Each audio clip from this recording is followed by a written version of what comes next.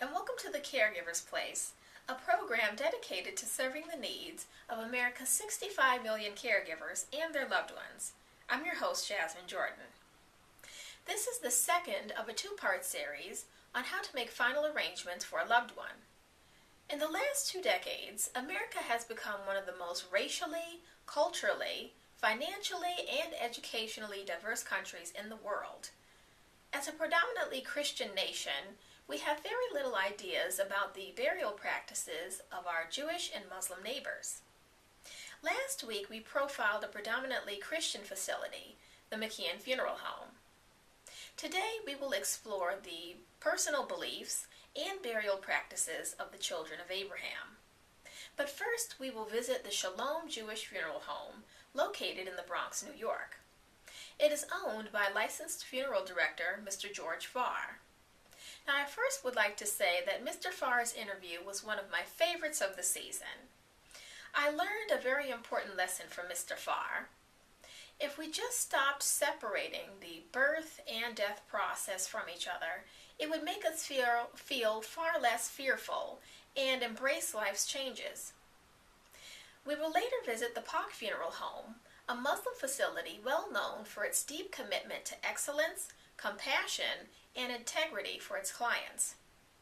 But before we get into today's show, I would like to take the opportunity to thank the staff, physicians, and CEO of the Montefiore Hospital.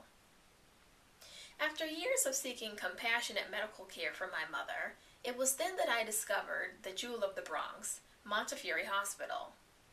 It was there that my mother received life-saving treatment, and I received extraordinary support in my capacity as a caregiver. At the end of one of my mother's hospitalizations, a social worker arranged for durable medical equipment and a private ambulance to take her home. All of these various components made my burden as a caregiver considerably lighter than it would have been. We have a special show planned for you today, so stay tuned. Hi, good afternoon, and welcome to Shalom Jewish Funeral Home, located at 1528 Castle Hill Avenue here in the Bronx. I'd like to welcome you, and I'd like to show you around our facility. So this is our main chapel. This is the large chapel, which seats about 300 guests for our service. The deceased is set up over here. The rabbi will be at the pulpit, and family members will be sitting in front, and guests will be lined up all in the chairs over here. So this is the main chapel on Shalom Jewish Funeral Home. And if you come to the other side of the building, we have a smaller chapel for families that are smaller and would probably have less of a turnout.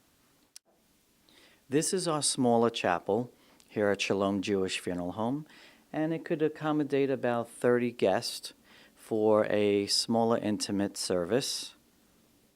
Here in the casket selection room, we offer a wide variety of different species of wood caskets. These caskets have no metal components. They are considered kosher. They're not made during the Sabbath. They have Star of David on the top, and they start out at a plain pine casket, and it goes up to a poplar wood, a mahogany, a oak, or simple hardwood. But these caskets are all considered kosher, no matter what species they are. Here we are behind the scenes at Shalom Jewish Funeral Home. This is where the body is transferred into our facility. And the body is taken off the stretcher, and we have refrigeration because in the Jewish tradition, we do not do embalming. And then we have what's called the Hever Kadisha. The Hever Kadisha is a burial society where the women come in to wash the women and the men come in to wash the men. So after the deceased is taken out of the refrigerator, is gently placed on the table, and the ritual of the Tahara is performed, where they're saying some Psalms and Tehillim, And then the deceased is placed in this burial garment. This is a shroud, which is a hand-sewn linen shroud. And after the body is placed into the shroud, then they place the deceased into a casket. My name is George Farr, and I'm the proprietor of the Shalom Jewish Funeral Home, located at 1528 Castle Hill Avenue in the Bronx, New York. We opened up the Shalom Funeral Home a few years ago with the understanding that a lot of the Bronx Jewish funeral homes were taken over by a company in Texas, and they were charging an exorbitant amount of money for funeral arrangements, so we felt the need for a moderately priced funeral home here in the Bronx. The initial steps that we take is when a family calls us and they tell us that they want to make funeral arrangements.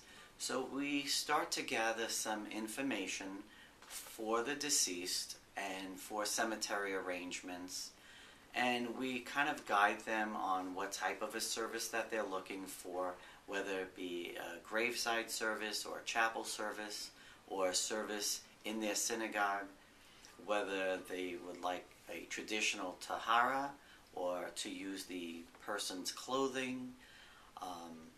So these are the initial steps that we get to see what kind of a service that they would like to have. Well, families should keep in mind the wishes of the loved one who is critically sick, what their wishes are. Whether they want a traditional service, we handle graveside services, chapel services, or some people are doing cremation now. But they should keep in mind what are the wishes of the person who the funeral arrangements are for. The price ranges of funerals can vary. Basically, a traditional graveside service can range from $3,500 for a simple plain pine casket with tahara, a shroud. So it could start around $3,500, and it works its way usually anywhere less than $5,000. Well, I personally recommend that the caregivers get all the paperwork ready. Look into cemeteries, look into funeral homes, look into what type of services that the person would want. Talk to a rabbi. Let them discuss what they really want as a funeral service and get their papers in order. And talking to the local funeral home, you can call us at any time, and we would discuss and give them some kind of a guidance. There's been an increase of what's called pre-plan. That is where a family comes in, selects the type of service that they're looking for, and they prepay for the service, whether they're applying for Medicaid or not, and the money is put into an escrow account, and they are paid with today's prices for funerals that will take place in years from now, and we just work with the interest in that account. So a lot of people are just preparing themselves and doing what's called pre-plan. Caregivers, if they're taking care of people of the Jewish religion, they could help by taking them to the local synagogue, maybe shopping for them for kosher foods, helping them keep tradition with the Sabbath, going to meetings in the Jewish community, and working with them closely to let them go to any kind of Jewish functions that we have in the Bronx community.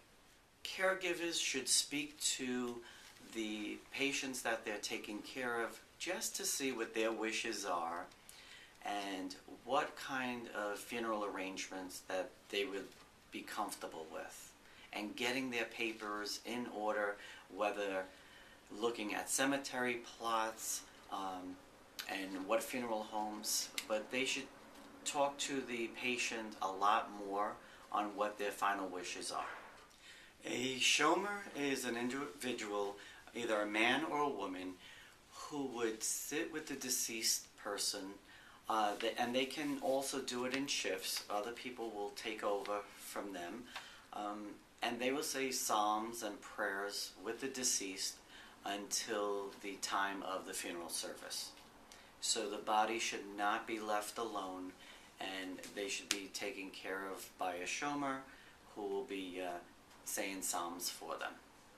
The mourning period is done right after leaving the cemetery, and there are certain traditions which would be, when you approach your house, is to cleanse your hands and covering the mirrors at your home, not going out to any social events, and having people come over to your home. And they usually bring some kind of food for you so you don't have to do any of the house chores. And that would be the Shiva period, which usually lasts 7 days. When choosing a cemetery, you should take a few things into consideration. One being a predominantly Jewish cemetery, or at least a section of the cemetery, which is Jewish, location, and you may have other loved ones buried in that same cemetery, and it makes it convenient when you bury one deceased grave that it's convenient that you're in the same cemetery. And price is also a consideration. Also, the location of the cemetery, whether it's convenient for you to travel to the cemetery, either by car or public transportation. But those are the things that you should take into consideration when looking into purchasing a grave. Here at Shalom Jewish Funeral Home, we like to treat people like we were treated when we go into someone's business. We respect every family that comes in to our doors, and we make them feel comfortable. There's no sales pressure on expensive funerals. Whatever the family decides what they want in a certain price budget, that's what they should be spending their money on. And we like to treat everybody and make sure that every detail is overlooked in their funeral service. And we usually wait a few days and we call the family just to make sure that every detail was met in their expectations.